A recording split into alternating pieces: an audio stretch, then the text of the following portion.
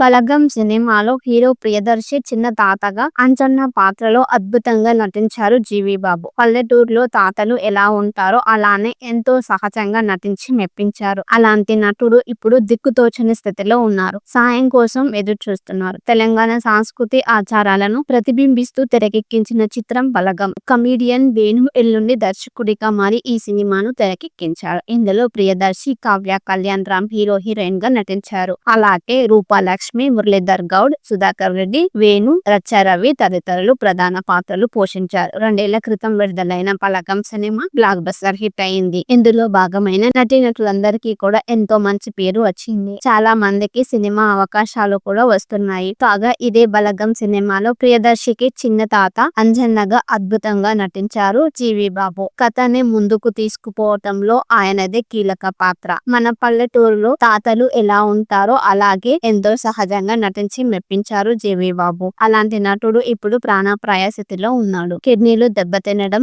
గొంతుకు ఇన్ఫెక్షన్ సోకడంతో ఆసుపత్రిలో చికిత్స పొందుతున్నాడు. నోట మాట కూడా రాకపోవడంతో తన బాధను కూడా చెప్పుకోలేకపోతున్నాడు. చాలా రోజులుగా ఆయనకి డయాలసిస్ చేస్తున్నారు. దీంతో ఆసుపత్రి బిల్లు చెల్లించలేక కుటుంబ సభ్యులు ఇబ్బంది పడుతున్నారు. జీవిబాబు ఆర్థిక పరిస్థితి గురించి తెలుసుకున్న బలగం దర్శకుడు వేణు, ప్రియదర్శి తదితరులు తమకు తోచినంత ఆర్థిక సహాయం చేశారు. అయితే జీవిబాబు ఆసుపత్రి బిల్లులు తడిసి మోపడవుతున్నాయి. దీంతో కనీసం మందులు కూడా కొనలేకపోతున్నారు. దీంతో తమకు సహాయం చేయాలని, ఆదుకోవాలని వారి కుటుంబ సభ్యులు ప్రాధాయపడుతున్నారు. దాతల కోసం వేచి చూస్తున్నారు. కాగా గతంలో బలగం సినిమా నటుడు మొగ్లియకు కూడా ఇలాంటి దీన పరిస్థితి వస్తే ప్రభుత్వంతో పాటు కేటీఆర్, మెగాస్టార్ చిరంజీవి లాంటి పలువురు సినీ రాజకీయ ప్రముఖులు ఆదుకున్నారు. వైద్య ఖర్చులకు తమకు తోచినంత ఆర్థిక సహాయం చేశారు. ప్రస్తుతం జీవిబాబు పరిస్థితి కూడా అలాగే ఉంది. మరి ప్రభుత్వంతో పాటు ఎవరైనా సహాయం చేయకపోతారా అని వారి కుటుంబ సభ్యులు ఎదురు చూస్తున్నారు.